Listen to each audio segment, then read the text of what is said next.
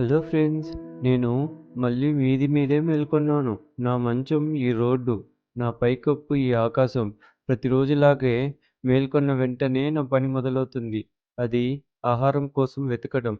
ఎదురు చూస్తూ నడుస్తూనే ఉంటాను. ఎడమవైపు, కుడివైపు తిరుగుతూనే ఉంటాను. కానీ ఎక్కువసార్లు ఏమీ దొరకదు. కొన్నిసార్లు దయగల మనిషి ఒక బిస్కెట్ వేస్తాడు. అది నాకు పండగ. ఒకరోజు ఒక మనిషి నా దగ్గరికొచ్చాడు.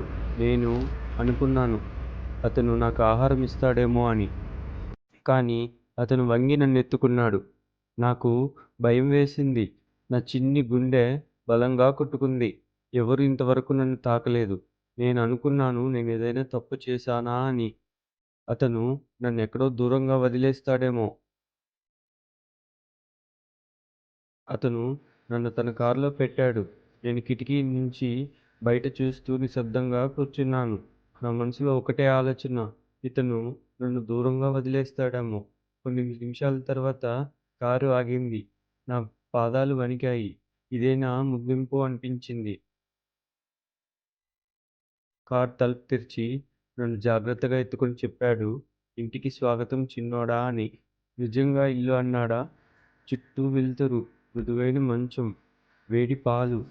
నా జీవితంలో మొదటిసారి భయం లేకుండా సురక్షితంగా అనిపించింది. ఆ రోజు రాత్రి నేను ప్రశాంతంగా నిద్రపోయాను. ఆకలి లేదు, భయం లేదు, ఒంటరితనం లేదు. ఇప్పుడు నేను వీధి పప్పి కాదు. నాకొక ఇల్లు దొరికింది. ఇంతకీ నా పేరేంటో చెప్పలేదు కదా! నా పేరు లియో.